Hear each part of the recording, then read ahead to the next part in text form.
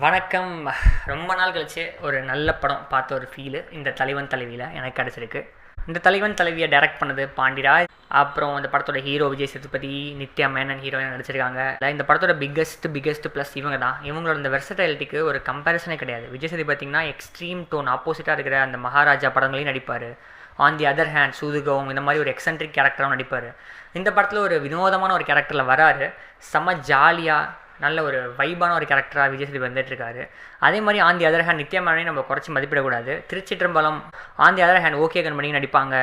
அதே மாதிரி காதலிக நேரமலையும் நடிப்பாங்க. இந்த மாதிரி ஒரு டைவர்சிஃபைடு ப்ரொஃபைல் வச்சுருக்கிற ஒரு ஆக்டர் தான் நம்ம நித்யா மேனன். ஸோ இவங்களோட காம்போ எப்படி இருந்துச்சு அப்படின்னா வேறு லெவலில் இருந்துச்சு. கான்வர்சேஷன் எல்லாமே, அந்த நாட்டினஸ் எல்லாமே ஸ்க்ரீனில் வேறு லெவலில் ரிஃப்ளெக்ட் ஆகிருந்துச்சு. இவங்கள சுற்றி இருக்கிற காஸ்டிங்கும் சரி ரொம்ப கணக்குச்சிதமாக பர்ஃபெக்டாக ஃபிட்டாக இருந்துச்சு. அதாவது நித்யா மேனனோட அப்பா அம்மாவாக இருக்கட்டும், அதே மாதிரி விஜய் சேதுபதியோட அப்பா அம்மாவாக இருக்கட்டும், கூட இருக்கிற அந்த சுற்றி இருக்கிற ரிலேட்டிவ்ஸாக இருக்கட்டும், வேடிக்கை பார்க்க வர ரிலேட்டிவ்ஸாக இருக்கட்டும், பஞ்சாயத்து பண்ண வர ரிலேட்டிவ்ஸாக இருக்கட்டும், எல்லாருமே அவங்களோட ரோலை கணக்கச்சிதமாக பண்ணிட்டு போயிட்டாங்க. அடுத்தபடியாக இந்த படத்தில் நடக்கிற நிறைய காமெடி சீன்ஸ், அதாவது ஒரு எக்ஸென்ட்ரிக் காமெடி சீன்ஸ். இன்ஃபேக்ட் பார்த்தீங்கன்னா அந்த 2 குட்டி பசங்க கேம் ஆடிட்டு லெவல் 1 லெவல் 2 லெவல் 3ன்னு சொல்லிட்டு போவாங்க.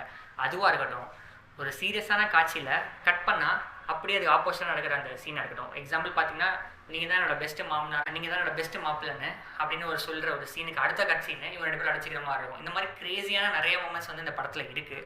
எனக்கு த்ரூ த ஃபிலிம் எந்த ஒரு மொமெண்ட்டுமே போர் அடிச்சதாவோ கிரிஞ்சாவோ எனக்கு படலை பர்சனல். இதை தாண்டி கதைக்களம் எப்படி இருக்குன்னு பார்த்தீங்கன்னா பயங்கரமாக சொல்லி பிடிக்குது. இன்டர்வல் வந்து ஒரு வேறு லெவல் ஒரு இன்டர்வல் பிளாக்கு. அதுக்கப்புறமும் சரி கணக்கச்சிதமாக கொண்டு போகிறாங்க. எந்த இடத்துலையும் பிசிறு தட்டாமல் ஒரு ஸ்மூத்தான மூவியாக தான் இருக்குது. நிறைய ஒரு பிளாட் லைன்ஸ் வந்து இன்ட்ரெஸ்டிங்காக இருக்குது. எஸ்பெஷலி ஆர்கே சுரேஷ், விஜய் சேதுபதி இவங்களுக்குள்ளே என்ன நடந்துச்சு அப்படின்ற ஒரு த்ரில்லு சஸ்பென்ஸ் கடைசி வரைக்கும் நம்மளை சூப்பராக கேரி ஓவர் பண்ணியிருக்காங்க. அதே மாதிரி சென்ட்ராயனை சுற்றி நடக்கிற சில இன்ட்ரெஸ்டிங் கான்வர்சேஷன்ஸாக இருக்கட்டும், இது எல்லாமே ரொம்ப ஒரு ரசிக்கும்படியாகவும் புதுமையாகவும் இருக்குது. அதே மாதிரி யோகி பாவோட அந்த காமெடி ட்ராக் எல்லாமே படத்துக்கு பர்ஃபெக்டாக ஃபிட்டாக இருக்குது. ரெப்பிட்டேட்டிவாக எனக்கு படலை. ரொம்ப நாள் கழிச்சு யோகி பாபு வயிறு குழுங்க ஆடியன்ஸை சிரிக்க வச்சிருக்காரு அப்படின்னு எனக்கு தோண வைக்குது. சந்தோஷ் நாராயணோட மேஜிக்கல் ஒர்க்ஸ் பயங்கரமாக ஒர்க் அவுட் ஆகிருக்கு. நிறைய காமெடி சீன்ஸ்க்கு சூப்பராக கம்போஸ் பண்ணியிருக்காரு. அந்த சாங்ஸ்லாம் வேறு லெவலில் ஸ்க்ரீனில் ரிஃப்ளெக்ட் ஆகுது. இப்படி ஓவரால் ஒரு பர்ஃபெக்ட் என்டர்டெய்னராக எனக்கு படுது. ஃபேமிலியோட கண்டிப்பாக எல்லோரும் பார்க்க வேண்டிய ஒரு படம். எஸ்பெஷலி நியூலி மேரிட் கப்பலாக இருக்கட்டும், மேரிட் கப்பல் எனிஒன்னாக இருக்கட்டும், கண்டிப்பாக அந்த படத்தை பார்த்தே ஆகணும். இந்த படம் சொல்ல வர முக்கியமான சோஷியல் மெசேஜ் என்ன அப்படின்னு பார்த்தீங்கன்னா, எக்கச்சக்கமான கப்பல் டிவோர்ஸ் ஆகிறதுக்கும் சண்டை வரதுக்கும் முக்கியமான காரணம் சுற்றி உள்ள ஃபேமிலி அப்படின்னு சொல்கிறாங்க. அந்த பிரச்சனை எவ்வளோ தூரம் வந்து எக்ஸாஜரேட் ஆகி போகும், அந்த ஈகோ கிளாஷ் அப்படின்றது எவ்வளோ ஒரு டாக்ஸிக்கான ஒரு பிஹேவியர் ஹியூமன்ஸ்குள்ளே அப்படின்றதெல்லாம் கணக்கச்சிதமாக ஸ்மூத்தாக நச்சுன்னு சொல்லிட்டு போயிட்டாங்க அந்த படத்தில்.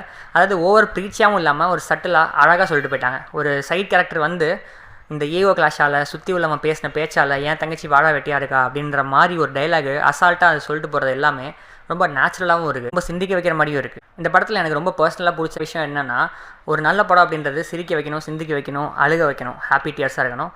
ஸோ இப்படி எல்லா விஷயத்தையும் இந்த படம் டிக் பண்ணுச்சுன்னு எனக்கு படுது.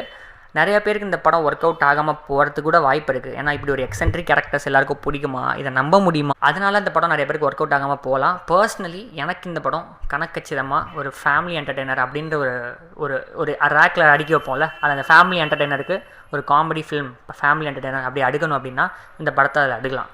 ஒரு குடும்பஸ்தன் அப்படின்ற ஒரு நச்சுன்னு வந்த ஒரு நல்ல படத்துக்கு அப்புறம் இப்படி ஒரு நல்ல படத்தை பார்க்குறதுல ரொம்ப சந்தோஷம். குடும்பஸ்தனும் ஆல்மோஸ்ட் சேம் ஜானர் தான். ஒரு என்ன சொல்கிறது, ஒரு கஷ்டமான ஒரு டாபிக். ஒரு மிடில் கிளாஸில் கஷ்டப்படுற ஒரு ஹஸ்பண்டு, காசுக்காக லோன் வாங்கி லோன் அலைகிற ஒரு ஹஸ்பண்டு, அவரை சுற்றி நடக்கிற அந்த கஷ்டங்களை எவ்வளோ காமெடியாக சொல்ல முடியுமோ, என்டர்டெய்னிங்காக சொல்ல முடியுமோ அதை அழகாக சொல்லியிருப்பாங்க குடும்பஸ்தன் படத்தில். அதே மாதிரி இந்த படத்துலையும் இந்த 2 கப்பலுக்கும் நடக்கிற பிரச்சனை all because of their family, அதை வந்து எந்த அளவுக்கு ஜாலியாக என்டர்டெய்னிங்காக சொல்ல முடியுமோ அதை சூப்பராக சொல்லியிருக்காங்க. அந்த விஷயத்தில் டேரக்டருக்கு பாராட்டுக்கள். ஸோ இப்படி ஜாலியாக போகிற அந்த படத்துக்கு நம்ம தாராளமாக 8.5 அவுட் ஆஃப் 10 கொடுக்கலாம்.